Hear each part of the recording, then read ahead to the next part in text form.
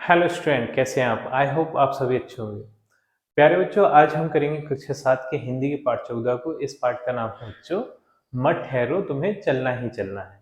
बहुत ही अच्छा पाठ है बच्चों। इस पाठ को हमने पहले अच्छे से समझ लिया है। अब हम इसके प्रश्नोत्तरों को देख लेते हैं बच्चों। तो बिल्कुल भी देर ना करते हुए चलते हैं इस पाठ के प्रश्नोत्तरों की। इस पाठ का जो पहला प्रश्न है बच्चों, वो है कवि का ठहरने से क्या तात्पर्य है। ठहरने का अर्थ है बच्चों रुकना। अगर हम किसी कार्य को कर रहे हैं और उस कार्य को करते करते हम रुक जाते हैं, यानी उस कार्य को करना बंद कर देते हैं, तो वहां पर हमारी उन्नति और विकास रुक जाता है और हमारा धीरे धीरे पतन होने लगता है और हम समाप्त हो जाते हैं। ठीक है, तो ठहरने का अर्थ मृत्यु के समान कवि ने बताया है कि अगर कोई व्यक्ति ठहर जाता है, रुक जाता है, तो इसका उसका अर्थ है कि उसका पतन होना शुरू हो चुका है। ठीक है, तो इस प्रश्न का उत्तर आप इस तरीके से लिख सकते हैं। ठहरने से कवि का तात्पर्य है गतिहीन हो जाना। गतिहीन मतलब जिसमें गति ना हो, जो चल नहीं रहा हो। ठीक है, किसी प्रकार की उन्नति से रहित हो जाना, कि जब वो व्यक्ति ठहर जाएगा, रुक जाएगा, तो वो उन्नति नहीं कर पाएगा, वो अपना विकास नहीं कर पाएगा। ठीक, अब चलते हैं बच्चों अगले प्रश्न की ओर।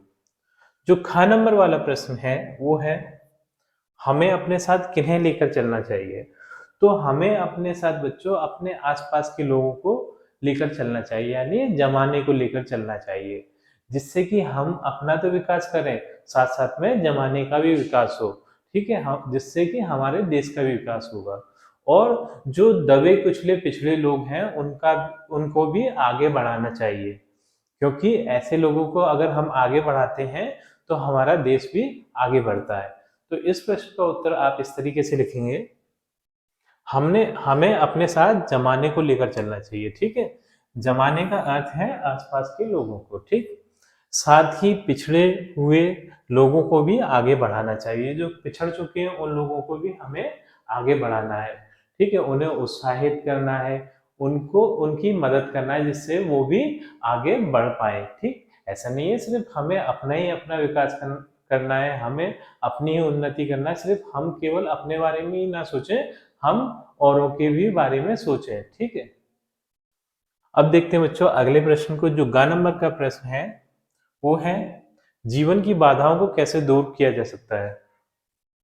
तो जैसे कि हमें पता है बच्चों, जब हम किसी लक्ष्य की ओर बढ़ते हैं तो उसमें बहुत सारी बाधाएं आती हैं उस लक्ष्य के पथ में। तो हमें अपने दृढ़ निश्चय से, दृढ़ संकल्प से उन बाधाओं को हटाना है, दूर करना है। ठीक है, क्योंकि जब हम दृढ़ निश्चय और दृढ़ संकल्प करते हैं तो बाधाएं जो हमारे पथ में आ रही है वो स्वतः ही हटती चली जाती हैं। तो इस प्रश्न का उत्तर आप लिखिएगा, दृढ़ निश्चय से जीवन की बाधाओं को दूर किया जा सकता है। ठीक, अगले प्रश्न है बच्चों ग नंबर का, ये है कवि के अनुसार मनुष्य को कब पछताना पड़ता है। तो जब बच्चों कोई काम करने का हमारे पास अवसर है और हम उस अवसर पर उस काम को ना करें, तो हमें बाद में चलकर पछताना पड़ेगा। क्योंकि जो अवसर क्या है, हमें जो अवसर मिलता है वो बार बार नहीं मिलेगा। ठीक है, एक बारी वो अवसर निकल गया, एक बारी वो मौका निकल गया, एक बार वो समय निकल गया, तो वो समय लौटकर वापस नहीं आएगा। चाहे हम कितनी भी धन क्यों नहीं खर्च कर लें, लेकिन हम उस समय को लौटा नहीं सकते। इसलिए जो अवसर को गवा देते हैं, मौके को छोड़ देते हैं, तो उन्हें बाद में चलकर पछताना पड़ता है। ठीक, काम करने के उचित अवसर के हाथ से निकल जाने पर मनुष्य को पछताना पड़ता है। ठीक, जो ड नंबर का प्रश्न है ये है कभी निरंतर चलते रहने का महत्व क्यों दे रहा है। क्योंकि जब हम निरंतर चलते रहते हैं, ठीक है, तभी हमारे उन्नति होती है, हमारा विकास होता है, हम सफलताओं को प्राप्त करते हैं। अगर हम रुक जाते हैं तो हम उन्नति नहीं कर सकते, ना ही अपना विकास कर सकते हैं, ना ही जो हमारे लक्ष्य हैं उन्हें प्राप्त कर सकते। इसलिए कवि कह रहा है कि हमें निरंतर चलते रहना है, हमें ठहरना नहीं है। इस प्रश्न का उत्तर आप लिखेंगे, कवि निरंतर चलते रहने का महत्व इसलिए दे रहा है क्योंकि ठहरना पतन का और मृत्यु का प्रतीक है। जीवन में ठहराव अवनति लाने वाला होता है। ठीक, जो 4 नंबर का प्रश्न है बच्चों, ये है समय व्यर्थ क्यों नहीं गंवाना चाहिए। समय व्यर्थ बच्चों, जो समय है वो बहुत ही मूल्यवान है। ठीक, सारी चीजें हमारे पास दोबारा आ सकती हैं, सिर्फ समय हमें दोबारा नहीं मिल सकता। इसलिए हमें समय को व्यर्थ नहीं करना चाहिए, जबकि हमें हमेशा अपने कार्यों को करते रहना चाहिए, जिससे कि हम हमारे जो लक्ष्य हैं उन लक्ष्यों को प्राप्त कर सकें। अगर हम समय को व्यर्थ करेंगे तो हम अपने लक्ष्यों को कभी भी प्राप्त नहीं कर सकते, हमारे जो काम है वो पूरे नहीं होंगे और हम पिछड़ते चले जाएंगे। इसलिए हमें समय को व्यर्थ नहीं करना चाहिए। तो इस प्रश्न का उत्तर हम लिखेंगे, हमें अपना समय व्यर्थ नहीं गंवाना चाहिए, अतः प्रत्येक क्षण का सही उपयोग करते हुए काम को पूरा करें, नहीं तो काम करने के उचित अवसर के बीत जाने पर हमें पछताना पड़ेगा। ठीक है, जब वो समय निकल जाएगा जब, तो फिर हम उस समय को वापस नहीं ला सकते और बाद में चलकर हमें उस वजह से पछताना पड़ेगा। हाँ, अगला प्रश्न है बच्चों, ये है प्रश्न क्रमांक 2। ये है, निम्नलिखित पंक्तियों के भाव स्पष्ट कीजिए। तो जैसा कि मैंने कविता में बच्चों सारी पंक्तियों का अर्थ आपको समझाया था, उनके भाव समझाए थे, उस आधार पे भी आप कर सकते हैं। एक बारी हम यहाँ भी समझ लेते हैं। तो का नंबर वाली पंक्ति है, तुमको प्रतीक बनना है विश्व प्रगति का, तुमको जनहित के सांचे में ढलना है। तो यहाँ प्रतीक का आशय है बच्चों पहचान। तुम्हें विश्व प्रकृति की पहचान बनना है, कि जो संसार में जो उन्नति हो रही है उसकी तुम्हें पहचान बनना है। ऐसा अपने आप को बनाना है जिससे कि आप पहचाने जाओ, विश्व की प्रकृति की जो विश्व विकास कर रहा है उसके लिए आपको पहचाने जाओ। ठीक, और अगली जो पंक्ति है वो है, तुमको जनहित के सांचे में ढलना है, और अपने आप को ऐसा परिवर्तित करना है, ऐसा बनाना है कि जिससे तुम दूसरों की सेवा करने लगो। ठीक है, क्योंकि जो सेवा का भाव है बच्चों वो बहुत ही बड़ा भाव है। ठीक है, जितने भी महान व्यक्ति रहे हैं उन्होंने जनहित को अपनी प्राथमिकता दी है। ठीक है, तो अपने आप को उस ढांचे में ढालना है जिससे कि आप में जनहित की भावना जागृत हो। तो इस पंक्ति का जो भाव आप लिखेंगे, हे मनुष्य, तुम्हें संसार की प्रगति के प्रतीक यानी पहचान बनकर प्रत्येक मनुष्य की भलाई के लिए एक सांचा बन जाना चाहिए। ठीक, इस तरीके से आप इसका भाव लिख सकते हैं बच्चों। अब देख लेते हैं अगली पंक्तियों को। जो खा नंबर वाली पंक्तियां हैं ये हैं, जितने भी रोड़े मिले उन्हें ठुकराओ, पथ के कांटों को पैरों से दलना है।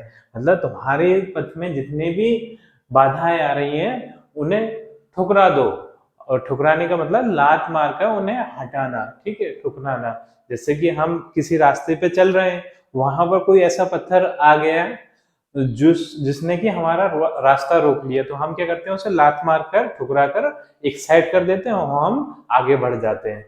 इसी तरीके से यदि आप अपनी मंजिल की तरफ, अपने लक्ष्य की तरफ जा रहे हैं और उस रास्ते पर मंजिल के रास्ते पर आपके रास्ते में कोई रोड़े के समान बाधा आ जाती है तो उसे भी आप हटा दो। ठीक है, ठुकरा कर हटा दो।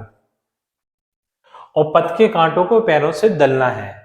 तो पथ के कांटे मतलब पथ में जो रास्ते में जो कांटे आ रहे हैं, कांटे समान बाधाएं आ रही हैं, परेशानी आ रही है, तो उन्हें दलना है। दलने का मतलब दबाना है। ठीक है, उनसे डरना या घबराना नहीं है, हमें उनको दबाते कुचलते हुए अपने रास्ते पर आगे बढ़ना है। ठीक है, उन्नति के मार्ग पर आगे बढ़ना है। तो इस पंक्ति का आप भाव इस तरीके से लिखेंगे बच्चों, हे मनुष्य, तुम्हारे मार्ग में कितनी ही बाधाएं और रुकावटें भली ही आ जाएं, परंतु उन्हें अपने पैर की ठोकर से हटा दो। मार्ग में कितने भी कांटे हो सकते हैं, परंतु हिम्मत के साथ उनके ऊपर से चलते हुए उन्हें कुचलते हुए आगे बढ़ते जाना है। ठीक है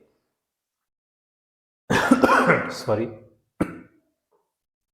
प्रश्न क्रमांक 3 है, रिक्त स्थानों की पूर्ति कीजिए। तो ये जब हमने कविता पढ़ी थी बच्चों, तो वहां पर कुछ पंक्तियां थी, उसी पंक्तियों के आधार पे हमें इन रिक्त स्थानों की पूर्ति करना है। जैसे कि ये है, सुख की खोज बड़ी डैश है, तो यहाँ पर इस वाले रिक्त स्थान में आप लिखेंगे छलना। सुख की खोज बड़ी छलना है। ठीक, खा नंबर वाला है, जनहित के सांचे में डैश है, तो ये ढलना, यहाँ पर आ जाएगा ढलना। जनहित के सांचे में ढलना है, मतलब अपने आप को जनहित के सांचे में ढालना है। गा है, कांटों को पैरों से दलना है। जो कांटे आ रहे हैं आपके उन्नति के मार्ग में, उन्हें दलना यानी दबाना है, कुचलना है। ग नंबर वाला है अवसर खोकर हाथ मलना है, यानी हम अवसर खोकर हमेशा ही पछताना पड़ता है हमें, तो हाथ मलना पड़ता है। ठीक है। ड़ा है प्रण से तुम्हें नहीं डैश है, मतलब प्रण से हमें नहीं टलना है। हमें जो हमने प्रण किया है, जो दृढ़ निश्चय किया है, उससे हमें कभी भी टलना नहीं है, उससे हमें कभी भी हटना नहीं है। हमें उस पर दृढ़ निश्चय पर, दृढ़ प्रण पर हमेशा बने रहना है। देख लेते हैं बच्चों अब अगला प्रश्न। अब ये भाषा अध्ययन के प्रश्न आ गए हैं बच्चों। इसका जो प्रश्न क्रमांक 1 है वो है निम्नलिखित मुहावरों का अर्थ लिखिए, साथ ही कविता में उन पंक्तियों को छांटकर लिखिए जिनमें इन मुहावरों का प्रयोग हुआ है। तो बच्चों इन मुहावरों, तो ये है सांचे में ढलना। तो सांचे के ढलने का अर्थ है अनुसार बन जाना। ठीक है, यानी हमें जनहित के अनुसार बनना है, कि जन सेवा के अनुसार, जिन लोगों में जन सेवा की भावना होती है उस अनुसार हमें बनना है। ठीक है, सांचे में ढलना। अगला है हाथ मलना। हाथ मलने का अर्थ होता है पछताना। ठीक है, कोई भी ऐसा काम नहीं करना चाहिए जिससे कि हमें आगे चलकर पछताना पड़े, यानी हमें सारे काम सही अवसर पे कर लेना चाहिए, क्योंकि सही अवसर जब निकल जाता है तो फिर बाद में हमें हाथ मलना पड़ता है, अर्थात पछताना पड़ता है। गा है व्रत लेना। व्रत लेने का अर्थ है प्रतिज्ञा करना। ठीक है, यानी कसम करना कि मैं व्रत लेता हूं कि मैं इस काम को कर कर ही रहूंगा। ठीक, तो इसका अर्थ है प्रतिज्ञा कर लेना। गा है जुट जाना, यानी लग जाना। किसी काम को करने में जुट जाना, यानी हम उस काम को करने में लग गए हैं, अब तो हम उस काम को कर कर ही मानेंगे। ठीक है, अपने लक्ष्य को प्राप्त करके ही मानेंगे, हम अपने लक्ष्य की प्राप्ति में जुट गए हैं। ठीक है, यानी लग जाना। यह है अवसर खोना, यानी समय को निकाल देना। जो समय सही समय है उस समय को निकाल देना। जैसे कि ये आपकी पढ़ाई लिखाई की उम्र है, तो ये आपके लिए एक अवसर है पढ़ाई लिखाई के लिए। ठीक है, तो आपको इसमें अच्छा पढ़ना लिखना चाहिए, लेकिन अगर आप खेल कूद कर, मोबाइल देखकर, ठीक है, या फिर घूम फिर कर इस समय को निकाल देते हैं, तो आप पढ़ने लिखने वाला अवसर खो देते हैं। तो फिर बाद में ऐसे व्यक्तियों को क्या करना पड़ता है, पछताना पड़ता है, यानी हाथ मलना पड़ता है। ठीक, तो देखो ये इसी का ही है, देखो ये इसी का उत्तर है कि ये जो मुहावरे हैं, तो ये इन पंक्तियों में प्रयोग हुआ है। जैसे तुमको जनहित के सांचे में ढलना है, तो यहाँ पर सांचे में ढलना, ये मुहावरा आ गया। ठीक है, अवसर खोकर तो सदा हाथ मलना है, ये यहाँ पर आ गया। ठीक, जब चलने का व्रत लिया ठहरना कैसा, तो व्रत लेना। ठीक, जो कुछ करना है उठो करो जुट जाओ, ये यहाँ पर जुट जाना। अवसर खोकर तो सदा हाथ मलना, ये हाथ मलना। यहाँ जहाँ पर मैंने लाइन खींची है, वहां पर उन पंक्तियों में उन मुहावरों का प्रयोग हुआ है बच्चों। ठीक है, प्रश्न क्रमांक 2 है, ये है इस कविता के तुकान शब्द छांट कर लिखिए। तुकान शब्द का अर्थ है एक जैसे, जिनकी ध्वनि एक जैसी होती है उन्हें हम तुकान शब्द कहते हैं। जैसे कि आना जाना, आओ खाओ, जाओ लाओ, ये कैसे हैं, तुकान शब्द हैं, क्योंकि इनकी ध्वनि एक जैसी है। ठीक है, तो यहाँ पर हम देख लेते हैं जो का नंबर पे है, चलना, टलना, छलना, डलना, दलना, मलना, ये सारे कैसे हैं, तुकान शब्द हैं, क्योंकि इनकी जो ध्वनि है वो एक जैसी है। ठीक है, पतन जीवन। ठीक, गा है चलाओ, बढ़ाओ, ठुकराओ, जुट जाओ, गवाओ, तो ये भी तुकान शब्द हैं। और आती जाती, ये सारी कविता में आने वाले तुकान शब्द हैं। ठीक, तो इन्हें मैंने एक जगह पर लिख दिया है, आप भी इस तरीके से अपना उत्तर लिख सकते हैं। प्रश्न क्रमांक 3 है निम्नलिखित वाक्यों में रेखांकित शब्दों के विलोम शब्द भरिए। तो यहाँ पर बच्चों ये है जीवन में उत्थान।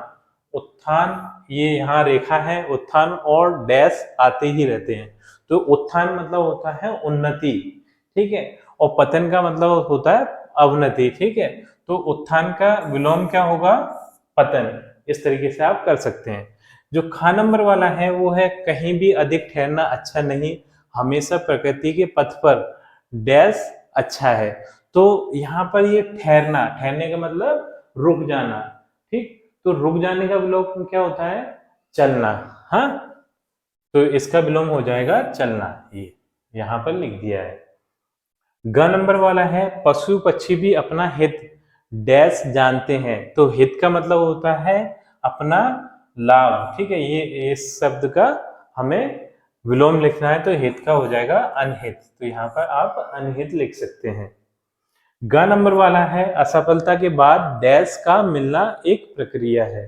तो असफलता, ठीक है, यानी किसी चीज में आप फेल हो गए, असफल हो गए, ठीक। तो इसका जो विलोम होगा वो होगा सफलता। असफलता का विलोम क्या होगा? सफलता, ठीक। सुख सभी चाहते हैं डैश कोई नहीं, ठीक है। सुख का विलोम क्या होगा? दुख। तो इस तरीके से ये आप विलोम शब्द भरकर इन रिक्त स्थानों की पूर्ति कर। तो बच्चों, इसी प्रश्न के उत्तर के साथ हमारी ये वीडियो कंप्लीट होती है। आई थिंक ये वीडियो आपको पसंद आई होगी। यदि आपको ये वीडियो अच्छी लगी है तो वीडियो को लाइक करिए, चैनल को सब्सक्राइब करिए। आपसे मिलते हैं अपनी अगली वीडियो में।